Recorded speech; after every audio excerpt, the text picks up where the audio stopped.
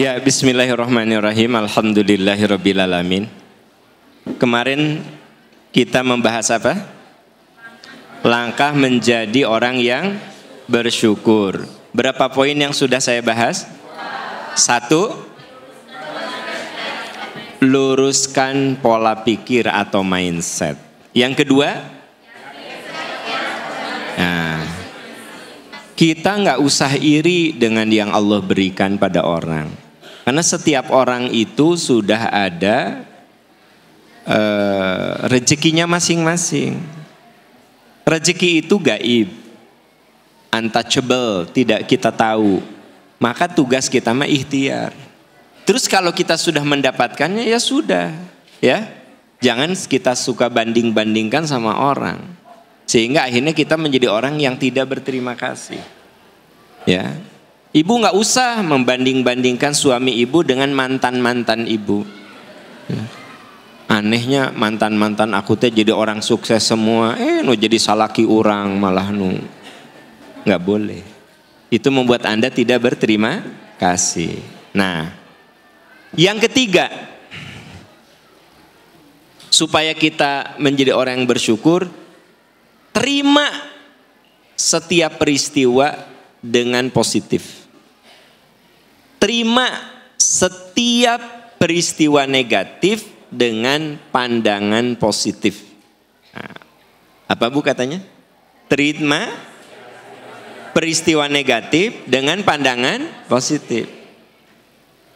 Jadi kalau kita ingin bersyukur, terima saja setiap yang negatif yang tidak kita nyaman, yang tidak kita suka, yang membuat kita ini tidak enak, dengan pandangan positif. Gitu, ya. Jadi kita selalu terima. Nah, itu yang membuat kita berterima kasih. Anda naik motor jauh-jauh di Cileunyi. Kemana? Ke Arjasari. Jauh. Ya. Pas udah deket, nanjak gitu. Motor teh kuat.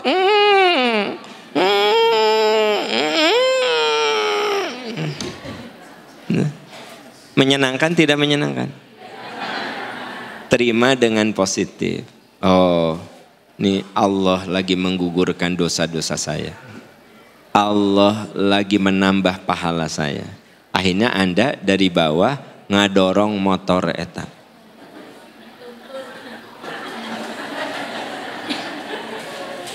Setelah Anda dari mana? Cileunyi. Oh, Anda teh kan gitu. Bawa motor teh juga juga ini tari balet.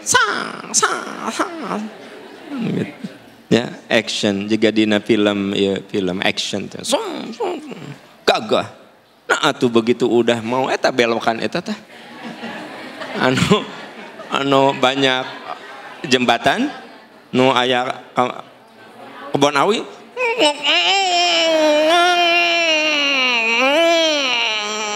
Mundur ya. Meureun geus sapeun ti ditu kan ya kan. Set. Apa katakan? Luar biasa ya. Allah menyempurnakan pahala. Kesang atuh Bu. Menyempurnakan pahala. Apa Anda lihat? Itu penderitaan. Tapi Anda bilang, betapa indah Allah menyempurnakan pahala. Nah, Gus, nepi ka dieu teh teu ka bagian tempat. Di teras, ya kan? Gitu. Gus di teras teh. Ya. Ente. Nu sebelah teh ngobrol we gitu. Wah, itu, ya. Bu, Anda katakan, benar, ya pahala aku berlipat-lipat. Gitu. Saya ingin katakan, ketika Anda ditimpa sesuatu yang tidak menyenangkan, munculkan pandangan positif. Anda akan selalu berterima kasih. Ya, saya ngapalin surat, teu apal-apal Bu. Teman-teman udah pada apal. Apa katakan? Allah akan memberikan pahala berlipat-lipat Orang lain masa 10 kali ngulang hafal, saya sekarang sudah 83 kali. Berarti pahala saya lebih banyak dong daripada yang 20 kali. Bener nggak? Gitu ya. Ibu lagi pasang kerudung, ces kata Jos. Kunaon? Jarum, cuk. Penyempurna pahala kerudung. Tojos ces di kadio. Penyempurna pahala. Ustadz silakan dibaca At-Taubah 59. Kita awal dengan ta'awud. A'udzu billahi minasy syaithanir rajim. Walau annahum radu ma atahumullahu wa rasuluhu wa qalu hasbunallahu sayu'tinallahu min fadlihi wa rasuluhu inna ilallahi ragibun. Coba perhatikan. Walau annahum radu, sekiranya mereka benar-benar ridho. Bapak Ibu, kalau apa-apa teh terima dengan ridho. Terima. Ya. Saya yakin kalau yang enak-enak mah pasti ridho kan? Punya suami kasep, benghar, soleh, pasti ridho. Ya enggak? Jadi kalau yang baik-baik mah pasti Anda ridho. Saya juga ridho. Biasanya orang butuh keridhoan saat ditimpa sesuatu yang tidak seperti yang kita harapkan. Ibu bapak, di sini dikatakan walau annahum radu, kalau kamu ingin syukur, ridho selalu apa yang Allah berikan kepadamu. Ibu tidak akan pernah mensyukuri suami ibu kalau tidak ridho menerima kekurangannya. Bapak, kita ini nggak akan bersyukur pada istri kita kalau kita tidak ridho menerima kekurangannya. Jadi maunya istri kita teh sempurna aja kan gitu. Dandan kudu sempurna, body kudu sempurna, masak kudu sempurna, ngomong kudu sempurna. Kalau kita Pak nuntut kesempurnaan sama istri, ya pasti kecewa. Karena istri kita tercipta tidak sempurna. Kita kudu ridho Pak. Sekiranya ada hal yang kurang dari istri kita. Ibu kudu ridho sekiranya ada yang kurang dari suami ibu. Kenapa? Dan ibu ganti-ganti suami juga pasti bakal menemukan yang tidak ibu suka. Benar gak sih? Sok bapak, istri bapak ayeuna Yuyun. Wah aku mah gak mau terima nih sifat buruknya Yuyun. Cerai, nikah dengan Ica. Ya. Wah si Ica teh ternyata ada kekurangan, cerai ya, nikah dengan Tita. Ya. Nikah dengan Tita, si Tita teh geningan ada kekurangan, cerai dengan Tita, ya kan? Ya, nikah dengan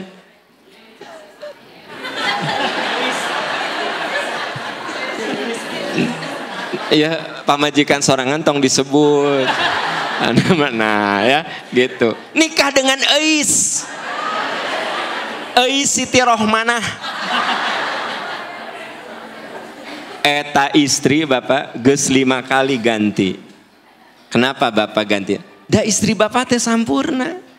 Jadi bapak kudu ridho menerima kekurangan istri. Ibu juga sama. Suami ibu sekarang Iwan. Ya. Si Iwan teh ternyata ada kekurangan, cerai, ya kan gitu. Nikah jeung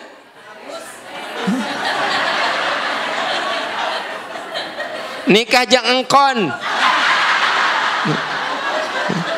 Wah, engkon bukan Pak Engkon ini mahnya saya nyebut Pak Engkon ngaran kan. Engkon nikah jeung engkon, ya kan gitu. Orang Pandeglang. Wah, si engkon teh kayak gini. Cerai, ya kan gitu, ya. nikah dengan Faruk. Kan gitu. Ya. Wah, si Faruk teh gini, cerai.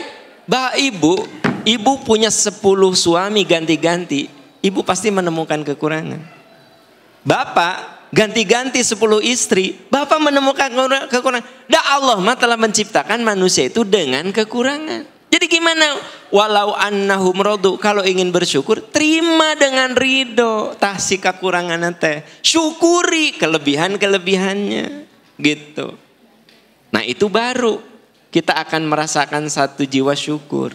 Kalau Anda cuma nuntut sempurna, ya Bu, kalau suami ibu nuntut ibu sempurna, bilang, emang lu sempurna? Gitu. Gitu yuk. Kamu mah ini. Ya, jauh dari kesempurnaan. Bu, tong banyak-banyak. Emang ayah teh jalmi sampurna jika malaikat. Toswe pilarian istri malaikat. Gitu. Jadi kadang-kadang saya suka mengatakan, jadi kalau misalnya Ustadz Asep ada kekurangan, saya suka bilang, ya dia manusia. Kekurangannya itu ada yang bisa saya perbaiki, ada yang ya udah saya terima aja. Ya. Kang Yusril pasti ada kekurangan, ya sudah saya terima. Terus apa? Kalau bisa diperbaiki, perbaiki. Kalau enggak, ya sudah. Gitu. Ya. Jadi saya melihat orang itu selalu gini. Dan manusia mah gak ada yang sempurna. Jadi apa? Supaya saya happy terus gaul dengan Ustadz Asep, gaul dengan Kang Yusri, Kang Ridwan, Kang Aceng, Kang Faruk, Pak Maman semua. Saya happy terus. Karena yang saya lihat adalah sisi kelebihan-kelebihannya. Saya bersyukur punya teman-teman yang Masya Allah, si ini Ustadz Asep kelebihannya ini, Kang Yusril kelebihannya ini, Kang Ridwan kelebihannya ini, Kang Faruk kelebihannya, Kang Aceng kelebihannya ini, Bu Yanti kelebihannya ini, Pak Maman. Jadi saya merasa nyaman di depan, dekat di lingkungan orang-orang yang mereka adalah orang-orang yang Allah diberi kelebihan. Jadi saya syukur enggak? Tapi kalau saya lihat Ustadz Asep kekurangan, Yusril kekurangan, capek aing ah. Si iyo kurang, capek. Makanya saya bilang, kalau ingin bersyukur, apa tadi? Lupa Anda mah. Terima dengan pandangan positif. Jadi yang bikin positif itu otak kita. Saya nerima kekurangan Pak Asep, bukan Pak Asep tidak punya kekurangan, punya, tapi otak saya terima kekurangannya. Gitu, ya. Mindset saya, pikiran saya terima kekurangannya. Lalu supaya bisa menerima kekurangannya, ingat-ingat kebaikan-kebaikan dan kelebihan Pak Asep. Ingat-ingat kelebihan si A, si B, si C. Jadi saya selalu melihat orang itu sisi lebihnya, sisi baiknya. Bukan nu diinget teh kurangnya begitu. Salaki orang mah pedit. Pedit, nauzubillah pedit. Pedit. Memang suami Anda pelit, tapi sebenarnya dia itu selalu memperhatikan Anda. Anda batuk dikit, mah ka dokter atuh. Ya, ka dokter dianter ku suami Anda teh. Ya enggak? Masih suka bilang, mah pulsa mama habis ente, ku ayah dieusian pulsa. Memang pedit kalau yang bulanan mah. Memang pedit. Sebab Andanya boros. Itu sadarnya. Tapi iya, salaki aku mah pedit. Ternyata kebaikannya teh banyak. Gitu. Ya, nah itu yang saya katakan bahwa walau annahum radu ma atahumullahu wa rasuluh, sekiranya mereka ridho. Ya. Bu, menggunakan benar-benar ridho. Jadi benar-benar ridho teh ridona teh setengah-setengah, totally ridho ya. Dengan apa yang diberikan Allah dan Rasul kepada mereka dan berkata, hasbunallah, cukuplah Allah bagi kami, sayu'tinallahu min fadlihi wa rasuluh. Nanti Allah memberikan karunia, Allah dan Rasul itu akan memberikan karunia. Kalau kita suka terima dengan lapang hati, dengan ridho, tah Allah yang akan memberikan rasa cukup pada kita. Itu yang membuat kita Allah memberikan rasa happy, rasa senang. Saya sangat bahagia dekat dengan teman-teman yang baik-baik di percikan iman ini, termasuk dengan jamaah yang soleh dan soleha. Ya, saya senang. Maka Allah kasih karunia rasa happy, rasa senang. Makanya Anda tahu nggak? Ini sebenarnya rahasia tapi perlu saya ceritakan. Mau tahu atau tahu banget? Sebenarnya nggak akan cerita tapi kadung ngomong. Saya tuh kalau malam minggu susah tidur. Mau tidur teh asa pengen cepet ke Arjasari. Yang saya rindukan bukan tempatnya, saudara-saudara. Karena kapanpun saya bisa ke sini. Yang saya rindukan adalah Anda. Orang soleh dan solehah. Itu yang saya rindukan. Jadi kalau misal saya rindu tempat mah gampang. Nggak ada kegiatan. Saya bilang ke Arjasari. Ya, nongkrong di depan itu tuh. Danau. Maraban Lauk, saudara-saudara. Gitu ya. Gitu. Boring di depan danau. Main? Bukan, tok tak non. Lato. Boring, bawa sepeda, muter-puter di sini. Kalau tempat, kapanpun saya bisa datang. Tapi dengan Anda yang soleh dan solehain, nggak bisa sembarang waktu kecuali hari Minggu, saudara-saudara sekalian. Nah, jadi yang bikin saya happy hari Minggu, ya, nyaris tidak pernah ada kegiatan apapun, ya. Nah, ada yang nanya, Ustadz udah lama banget nggak ada di TV One. Iya, sejak di sini nggak terkejar kalau saya di TV One. Berulang-ulang. Kan hari dulu waktu belum di sini makan, habis tausiah, saya ke Jakarta. Kalau dari sini, nepi katol nangis jam 12, saudara-saudara. Bener tuh? Itu problemnya. Sampai teman-teman di TV One tuh, Ustadz pokoknya mah kapan we Ustadznya? Kayak nungguan MPI libur. Gitu. Kenapa? Kumahanya, Anda itu tak tergantikan. Tak tergantikan kesolehannya. Nah, jadi saya happy, saya senang. Ya salam. Ya. Saya happy, saya senang, ya kan? Kenapa? Karena yang saya lihat dari teman-teman adalah selalu sisi baiknya, sisi solehnya, sisi bagernya. Nggak kebayang Pak Bu, betapa solehnya Anda sambil sewa angkot, mengkoordinir, sewa Pajero ya, sewa Pajero ya, terus ngahaja bikin buras ya, ngahaja bikin timbel ya, menyengaja dari pagi ba'da subuh sudah pergi. Berarti yang di otak saya, yang di pikiran saya itu betapa teman-teman itu berjuang ke sini. Gitu loh. Kan membuat saya happy. Saya bertemu dengan orang-orang yang rindu ilmu. Saya bertemu dengan orang-orang yang rindu Allah. Nah, itu yang bikin saya happy. Makanya tiap malam minggu susah bobo. Nah, sebenarnya mau ngomong dari dulu tapi baru keluar sekarang. Semua qadarullah ya, jadi ya tadi nama rahasia. Pokoknya namun malam gitu cekal orang Sunda mah Ustadz guling gasahan. Hah? Baru jam 10 boleh dag deh. Asa udah lama, baru jam 12 boleh dag deh. Gelisah. Kayak waktu kecil pertama kali piknik, asa tuh bisa bobo. Nah, gelisah. Tapi waktu kecil makan sekali. Iya mak, tiap minggu dong. Tiap minggu. Nah, kenapa? Yang saya lihat dari teman-teman hanyalah kelebihan. Apakah Anda ada kekurangan? Ada. Misalnya sampah masih sok di mana wae. Nah, gitu. Ya, gitu. Jadi kalau kita ingin cara supaya kita bersyukur tuh satu, mindset benerin. 2, yakin setiap orang punya rezeki, nggak usah iri dengan rezeki orang. Yang ketiga, terima setiap peristiwa yang tidak menyenangkan dengan ridho. Sehingga kita bisa happy, ya, bisa happy. Ibu, saya yakin kenapa Anda kesini lagi, padahal dari tempat jauh teh menderita karena ada keridoan.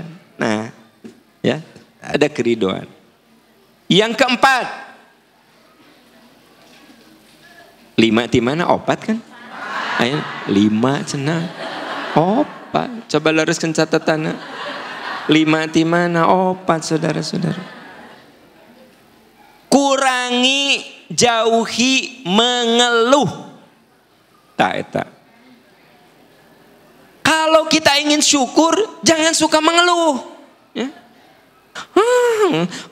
Aku mau. Duduk, panas.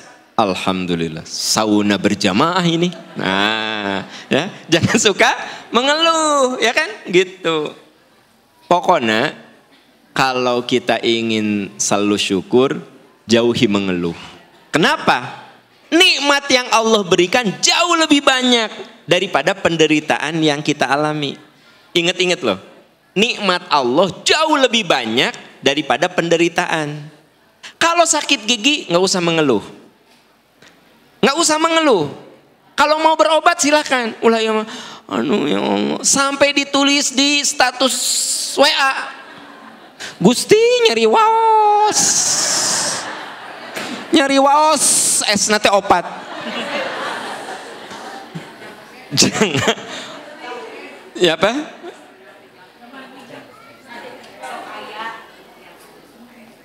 Oh, di WA, di SW, di statusnya. Tok atuh tong banyak ngeluh gini. Ya. Ibu, kalau ibu di rumah itu riweuh, ngistrika, nyuci, ngurus anak. Jangan banyak mengeluh. Kalau kan nulis di status IG, status WA teh, aing mah babu. Nah, naon sih? Saha nu ngarasa babu? Mending babu jelas gajihna. Urang mah teh jelas. Cek babaturan teh, teteh aya naon. Nah, gitu. Jangan banyak mengeluh. Nikmat Allah lebih banyak dari apa yang kita keluhkan. Kalau saya sakit gigi, ya nahan sakit, datang ke dokter. Oke. Ulah ieu mah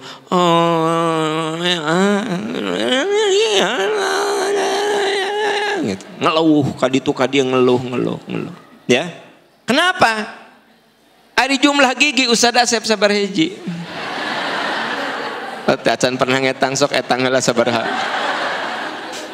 Gigi kita jumlahnya ada berapa? Nah, 36 di mana? 3 sabar hiji. Aya nu nyebut 36 eta gigi Anda pasti rada beda teh, pasti leuwih opat.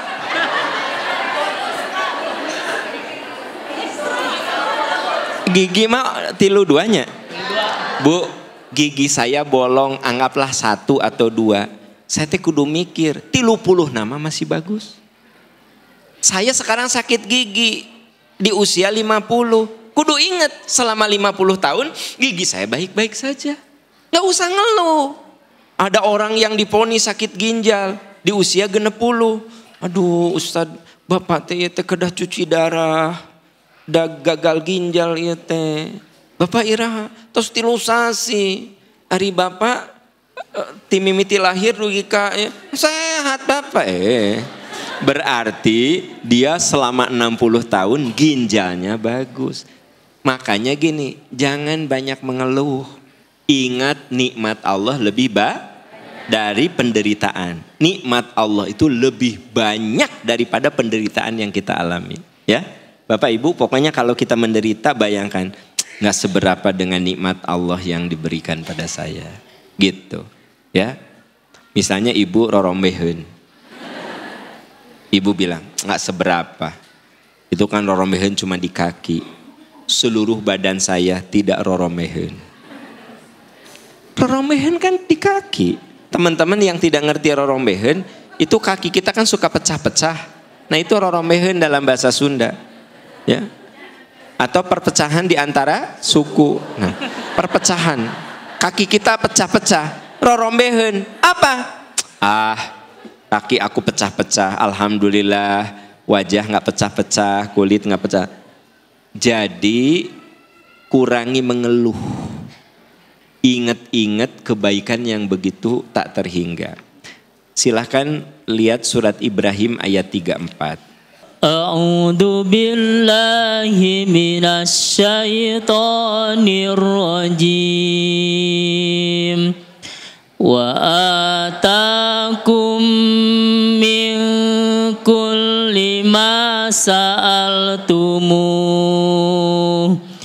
Wa in ta'uddu ni'matallahi la tuhsuha.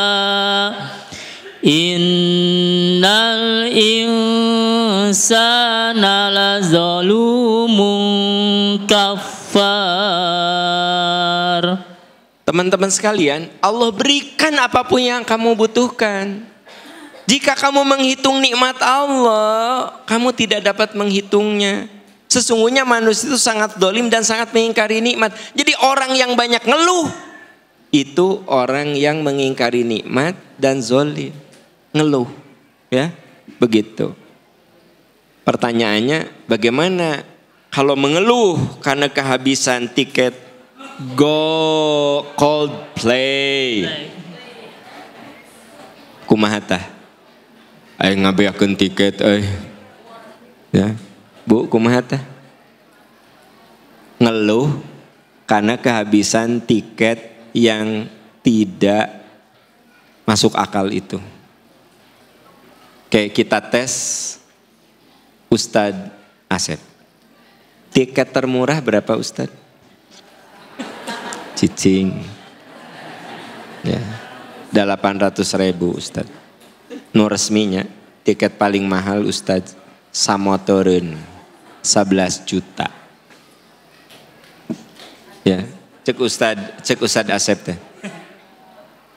Urang mah teu apal bae, nu penting hafal Al-Qur'an. Betul Ustadz Asep. Ya. Tapi maksud saya kadang-kadang ada orang yang untuk sesuatu yang nggak guna sampai ngeluh. Kenapa ya aku nggak dapet tiket konser? Padahal konser nanti bulan apa Ustadz? November Ustadz. Sampai Juli November. Nggak ada tiketnya dijual sekarang. Ainas bulan apa? Juni, Juli, Agustus, September, Oktober, November. 6 bulan lagi. Tapi tiketnya sudah habis. Tiket termurah 800. Tiket pang mahalnya 11 juta. Kalau nu 3 juta teh Ustadz tatih teh. Tapi di depan stage. 3 juta. Ya. 5 juta beda-beda. Tergantung posisinya. Saya ambil nu murah dulu. Aya nu 5 juta tapi agak kesini stage-nya, ini kesini. Nu ieu teh 3 juta. Berdesakan. Nah, ya. Coba kurban di PI pangmurahna sabaraha? 3.100.000. Kenapa Anda tidak bisa kurban tidak ngeluh? Tidak dapat tiket ngeluh. Nah, udah gitu karena udah sold out, tiket ayeuna teh ada di calo. Sampai nu 11 juta bisa sampai 30 juta. Kebayang nggak sama Anda? Gelo teh jelema, gelo saudara-saudara. Gelo itu. Nyetina 11. Udah begitu, bangga kalau sudah dapat tiket itu. Pasti diposting di IG ya. Di Twitter di mana-mana bahwa dia sudah dapat tiket. Jadi maksud saya begini, dapat tiket konser. Jadi maksud saya begini, Bu. Ya. Ada saat di mana kita ini mengeluh. Mengeluh apa? Mengeluh dengan ketidaknyamanan di masyarakat. Kenapa ya barudak teh, anak-anak muda sekarang teh, kenapa ya orang hanya untuk tiket ya hanya untuk konser yang sampai mau bayar 30 juta. Ya resmina 11 Bu. Tapi di kalangan apa? Di kalangan calo itu bisa sampai 30 juta, kebayang nggak? Gitu ya.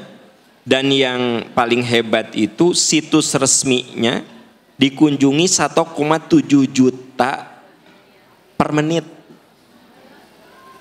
Parbut ya, 1,7 juta per menit. Situs war apa sih namanya? War ticket 1,7 juta. Naon gitu. Saya misalnya ngeluh nih, saya ngeluh tuh. Ngeluh dalam arti apa sih sebenarnya yang dicari sama yang paling hebat lagi? Bukan paling hebat, paling mengerikan lagi.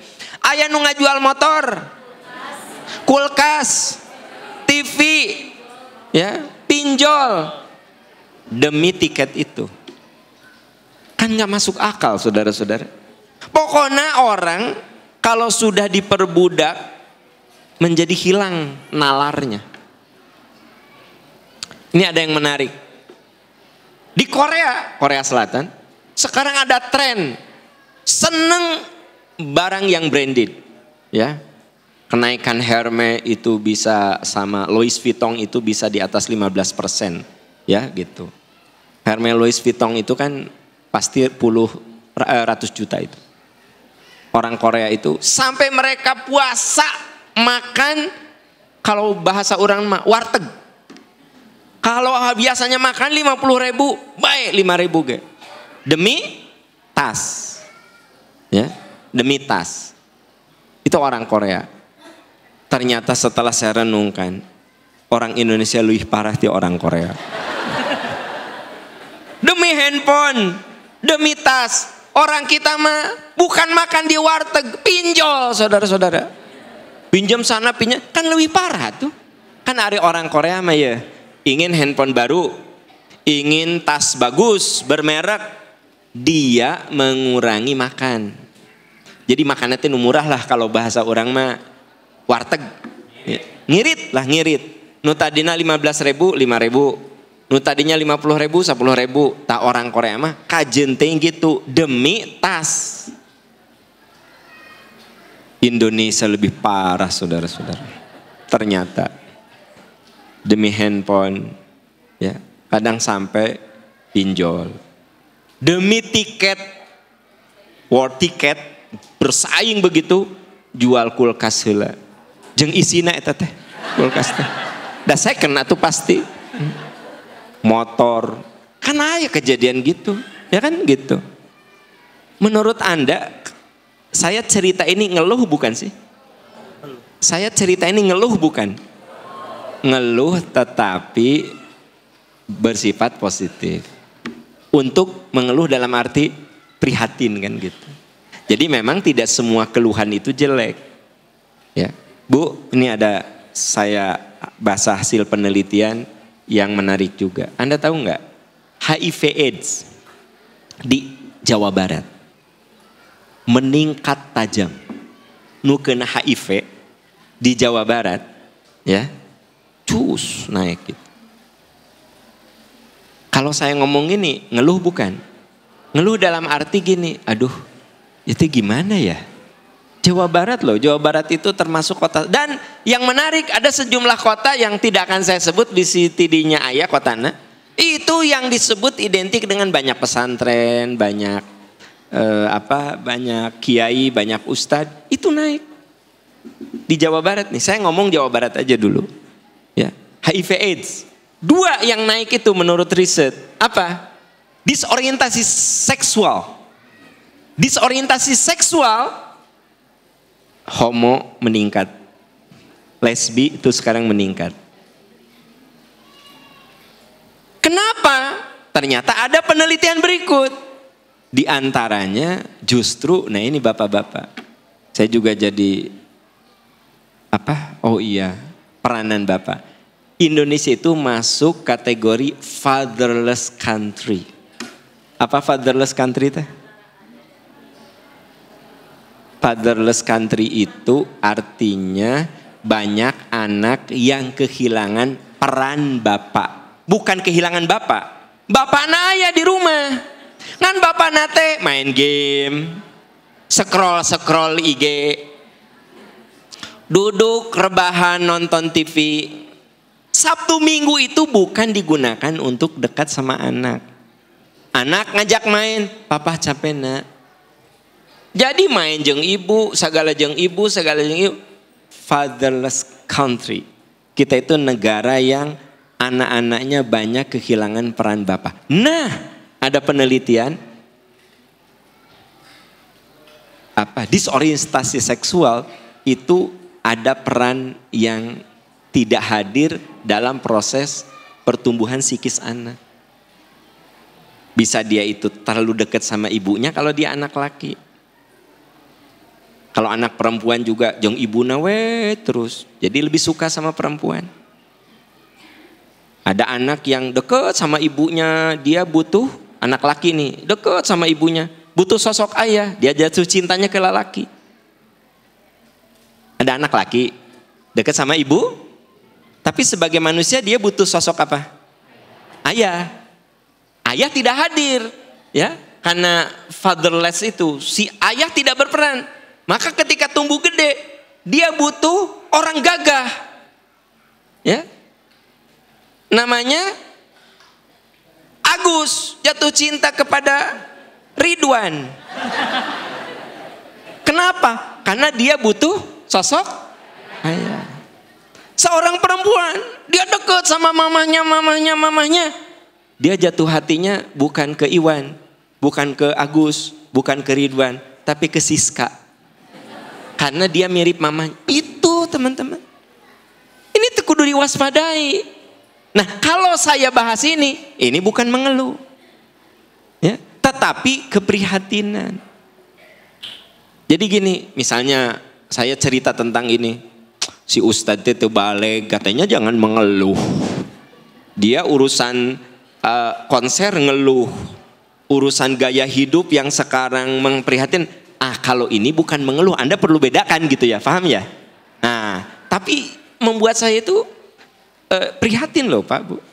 Jadi kita ini jadi kategori fatherless country. Negara yang kehilangan peran ayahnya. Nah itu jangan dikira tidak berdampak ke hal lain. Ada yang mengerikan. Salah satu disorientasi seksual.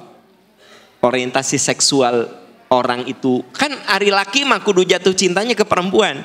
Perempuan mah kudu jatuh cintanya ke laki-laki. Ini disorientasi. Perempuan ke perempuan, laki ke laki. Kenapa? Jangan salah. Salah satunya adalah dalam saat anak itu butuh laki-laki. Karena dalam hidup mah butuh kehadiran tokoh yang namanya laki-laki. Anak perempuan butuh tokoh laki. Sehingga nanti dia jatuh cinta kepada laki-laki. Karena lihat bapaknya. Ya. Seorang anak laki, dia butuh tokoh laki, yaitu bapaknya, ya. Gitu. Maka ketika dia tercover kebutuhannya ayah, dia larinya ke perempuan, mau laki-laki jadi normal. Nah ini Bapak Ibu, ini memang tak sesederhana yang saya ceritakan. Ini butuh riset yang lebih mendalam lagi. Tapi paling tidak sinyal-sinyal itu ada seperti yang saya tadi ceritakan. Mengerikan sekarang ini. HIV AIDS itu naik. Dan menurut riset itu menunjukkan bahwa banyak ibu-ibu yang gak tahu menau kena. Ibu nama lempang we lurus kan salakinan bermasalah. Akhirnya kan nular sama istrinya. Gitu. Ya. Nah ini persoalan yang saya ceritakan itu nyata di negeri kita ini saudara-saudara. Ya. Dari mulai gaya hidup yang saya sedihkan dengan acara konser Coldplay itu bukan persoalan konsernya, tapi persoalan di balik itu bisa menggambarkan betapa rapuh gaya hidup kita. Sekarang gini, Ustadz Asep nonton beli tiket 11 juta, memang ada duitnya, ya kan? Masalahnya Kang Yusril memaksakan diri nu 4 juta, itu jual helm dulu. Jangan gadekeun motor. Ditaksir 5 juta ku gade teh. Nah itu kan bermasalah. Nah itu yang saya sedihkan. Gitu. Itu persoalan sebenarnya. Ya. Jadi saya lagi cerita apa? Kurangi mengeluh dan apa? Kurangi mengeluh. Perbanyak syukur, perbanyak ingat akan nikmat Allah. Terus yang keberapa sekarang? Ya. Supaya kita syukur, coba lakukan kegiatan sosial. Lakukan kegiatan sosial. Yang dimaksud lakukan kegiatan sosial misalnya gimana? Bu, dengan melakukan kegiatan sosial, kita ini jadi lebih berterima kasih. Ya. Misalnya kita nganterin santunan kepada fakir miskin ke rumahnya. Oh iya, saya mah alhamdulillah kulkasnya masih bisa ditutup karena pernah datang kulkasnya teh kieu we muka. Gitu. Jadi kulkasnya jadi tempat beas. Kebayang teh? Ente kebayang teh? Kan dia ada kulkas di saya mah kan nyimpan esnya, nyimpan makanan dingin. Pas saya lagi nganterin apa sembako, muka tah pantot teh.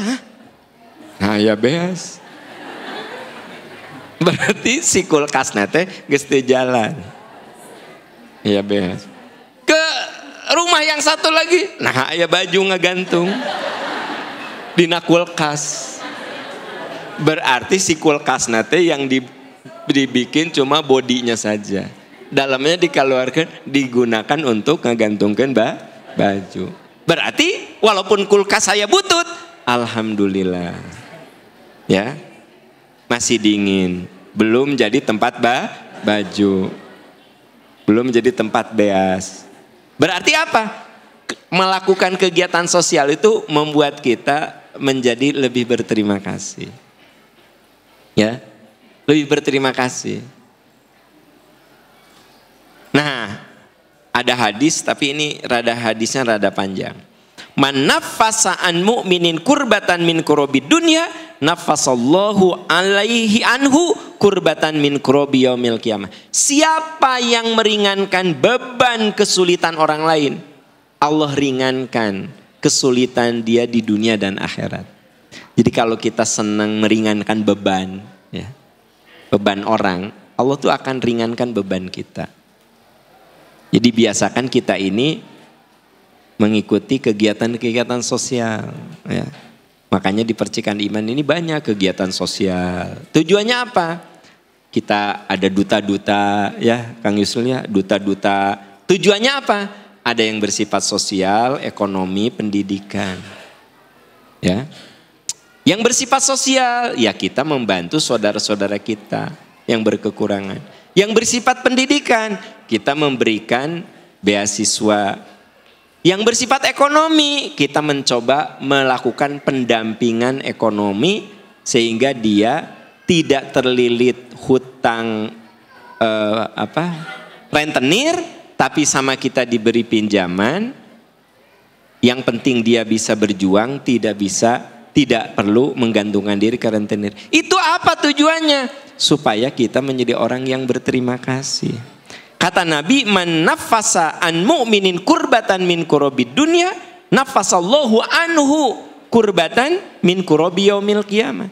Siapa yang meringankan beban kesulitan orang lain, Allah ringankan kesulitan dia dunia dan akhirat. Wa man yassaru ala musirin, siapa yang memberikan kemudahan terhadap orang yang sulit, ya, yassarallahu alaihi fid dunya wal akhirah, Allah permudah dia. Jadi gini, kalau kita termasuk orang yang suka memberikan kemudahan, ya. Misalnya saya pinjam ke Ustadz Asep, ya kan, karena saya harus bayar anak sekolah. Saya bilang, Ustadz nanti dibayar Juli. Pas gitu, aduh Ustadz ternyata Juli teh saya belum dapat uangnya. Kata Ustadz Asep teh, gini aja Pak Aam, supaya Pak Aam tidak stres, tidak bingung. Saya anggap lunas. Jangan Ustadz. Enggak, saya anggap lunas. anggap saya bantu anaknya Pak Aam sekolah. Maka Ustadz Asep sudah memberikan kemudahan untuk saya. Karena saya pinjam ke Ustadz Asep tahu bahwa saya pinjam itu untuk ngebiayai anak sekolah. Ustadz Asep tahu persis. Makanya bilang gak apa-apa Ustadz, Pak Aam biarin aja. Saya insya Allah ada rezeki yang lain. Maka pasti Allah akan membuka pintu rezeki lain ke Ustadz Asep. Tapi jangan dibebaskan Ustadz kalau saya pinjam itu pengen ganti HP. Sebenarnya mah HP untuk kemewahan. Ya. Jeung sok agul gitu kababaturan teh. Mahal kan?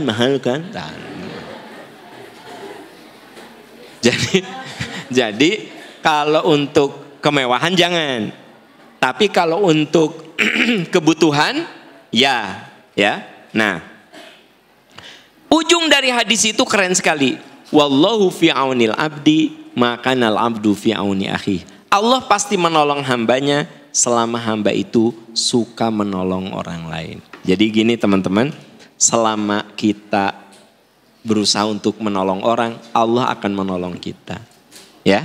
Jadi sisihkan waktu untuk kegiatan-kegiatan yang bersifat sosial. Yang keberapa itu? Yang keenam, kurangi keinginan untuk sempurna. Apa Bu? Bisa dipahami maksudnya kurangi keinginan untuk sempurna. Nah, contoh yang tadi ya. Jadi kita tuh nuntut orang tuh kudu sempurna. Anak ibu bilang, Mama, aku ranking 7. Kenapa 7? Kenapa enggak 1? Nuntut apa? Bu, ibu lihat progres. Anak ibu tadinya ranking sesuai jumlah murid. Muridnya kan 25, ranking 25. Udah gitu naik lagi jadi ranking 20. Naik lagi. Ternyata anak ibu ada apa? Progres. Anak ibu semester kemarin ranking 10. Sekarang, Mama aku ranking 7. Beri penghargaan. Kamu hebat nak. Ya, Mama tahu perjuangan kamu. Ulah iya mah. 7? Kudu nama 5 besar atau 3 besar. Tunjukin mau. Sok ayat anu gitu. Ayat di dia. Jadi keinginan untuk sempurna. Dan Anda tahu keinginan untuk sempurna akan menafikan kebaikan. Contoh yang tadi. Selama anak kita ini kelihatannya progres. Berarti ada perbaikan kan? Hargai itu. Ya. Jadi manusia mah Bu, diciptakan ku Allah tidak sempurna. Maka kurangi keinginan untuk selalu sempurna. Saya secara pribadi kudu punya target sempurna secara pribadi. Ustadz Asep punya target kudu sempurna. Tapi ketika saya menghadapi orang, paham? Maka saya kudu memahami perjuangan orang itu. Ada anak yang, Mama aku gak diterima sebut saja anak itu pengen masuk Unpad. Mama aku gak diterima di Unpad. Hah? Gak diterima? Terus kamu kursus karena ontah? Kamu teh dari SMP kursus tenon? Les apa namanya? Bimbel kursus. Kamu teh dari SMP bimbel, SMA bimbel, berapa puluh juta atau Mama duit keluar, nggak keterima? Ya Allah, Anda melukai anak Anda. Dengan anak mau bimbel juga, mau kursus juga, mau les juga, berarti dia mau apa? Mau diterima. Ya. Tapi ternyata hasilnya tidak keterima. Katakan, Mama tahu kamu sudah berjuang. Nah, terimalah ini yang terbaik dari Allah Subhanahu wa taala. Kalau kamu mau nyoba masih ada sekali lagi ya, kamu berjuang. Sok sekarang kamu mau kuliah di swasta atau mau istirahat dulu, kamu mau belajar bahasa Arab ke apa ke, gitu.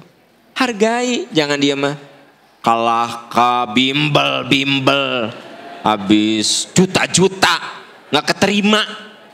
Maka Anda menjadi orang yang tidak bersyukur karena anak Anda mau bimbel, mau kursus, mau les. Berarti dia itu ingin sebuah kebaikan.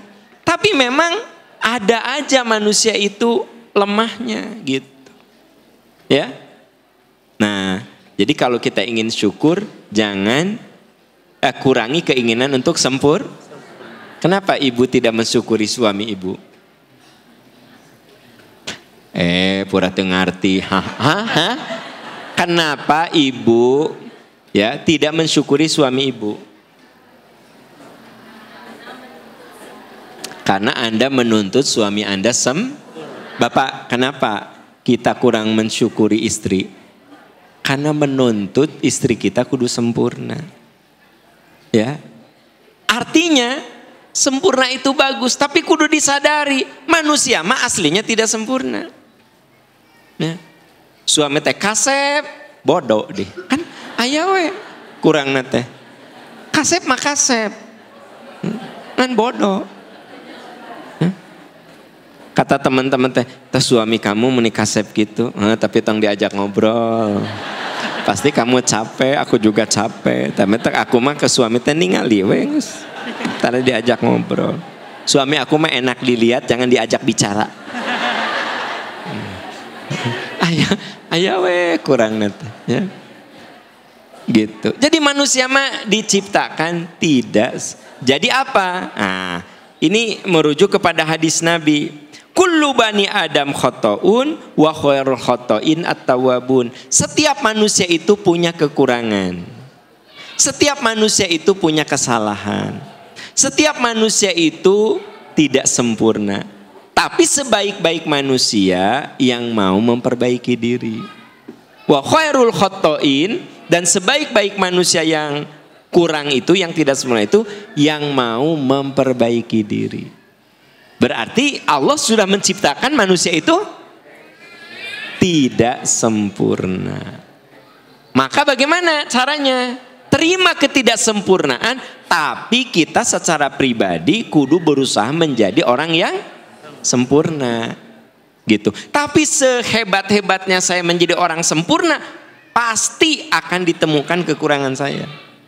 Sehebat-hebatnya Ustadz Asep ya, menguasai bacaan Quran, pasti ayat salahna kalau sudah didengar oleh yang lebih ahli. Ya, teman-teman nih yang lagi sekolah, kalau bikin tesis, disertasi, skripsi, sagus bener, sok pas ditinggali ku dosen teh, coret, cek aneh teh, dah udah bener semua, nya kata kita. Tapi kata orang yang lebih berilmu lagi, ini teh masih ada salah. Nah, nanti si dosen teh, dosen Anda S2, Anda S1, nyoret skripsi Anda. Si dosen teh lagi S3, maneh nage dicoret-coret ku promotorna. Kalem we, antep. Kebayang teh, saya dosen, masih S2. Ini murid saya ya, dicoret-coret. Anda teh gimana Asep? Saudara Asep ini bagaimana Anda ini galak saya teh. Coba benerin saudara. Aam dosen baru master, ya S1, saya teh sekolah S3 dong. Ternyata di depan promotor saya, tes disertasi macam apa saudara? Tulisan seperti ini tidak layak disertasi. Ini tulisan di koran yang kayak begini. Ari Asep mah mahasiswa saya cuma cotrek. Saya mah gitu kan. Kebayang tuh. Tah manusia mah gitu. Cekang Asep teh, iya cenah si Pak Aam dosen teh hebat pisan dia. Orang asa udah bener tetap aya nu salah. Pak Aam hebat gitu. Teu apaleun. Kalau Aam Amiruddin teh ku promotorna bukan dicontreng, coret, ganti redaksinya saudara. Kenapa Prof? Itu bukan disertasi, itu koran. Kalau nulis di koran Anda seperti itu, disertasi tidak seperti itu. Ya. Ini kutipan macam apa? Iya Prof. Bukan iya betul kan oleh saudara. Iya. Iya nanti Prof. Iya. Wah. Padahal saya teh dosen yang dikagumi ku Pak Asep. Tapi saya dibodoh-bodohin ku guru saya. Ternyata guru saya dibodoh-bodohin ku gurunya juga. Nah itu yang disebut kullu dzi ilmin alim.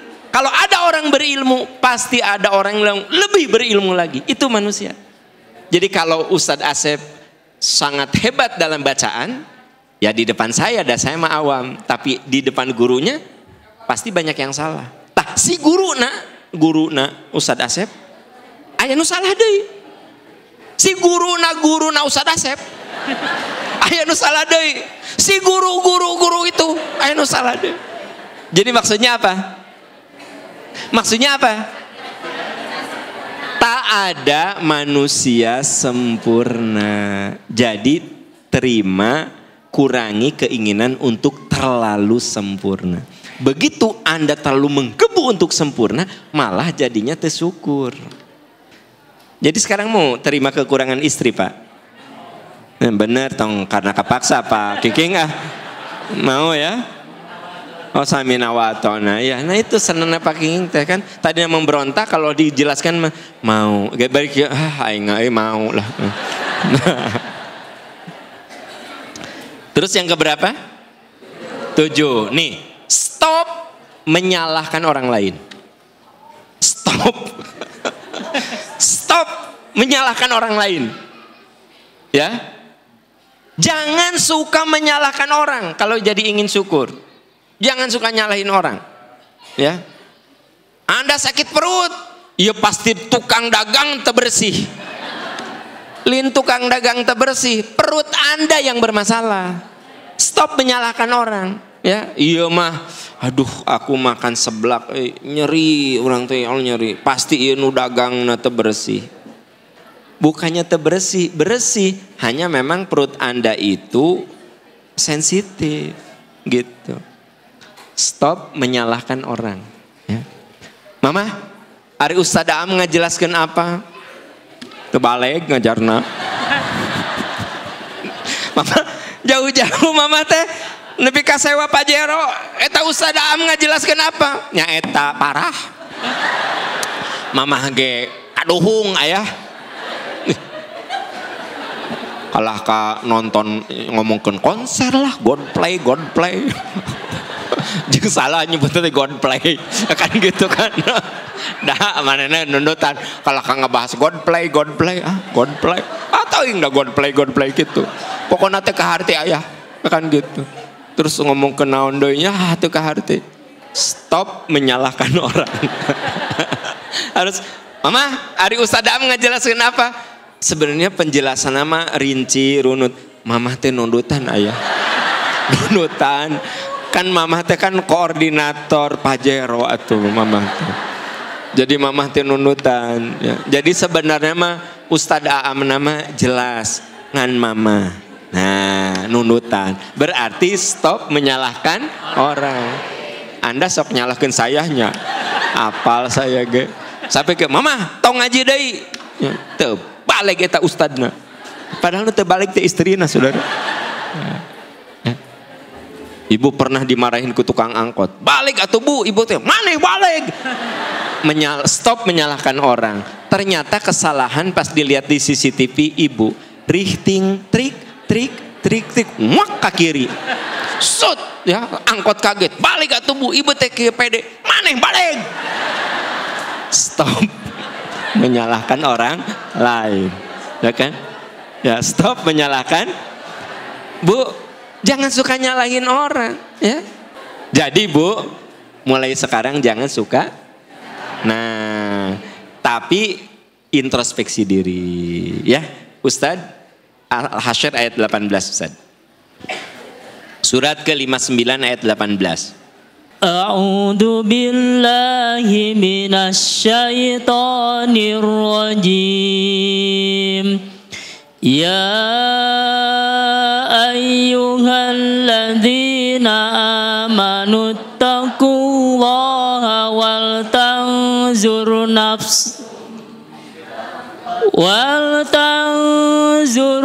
nafsum ma qaddamat lighad wattaqullah innallaha khabirum bima ta'malun.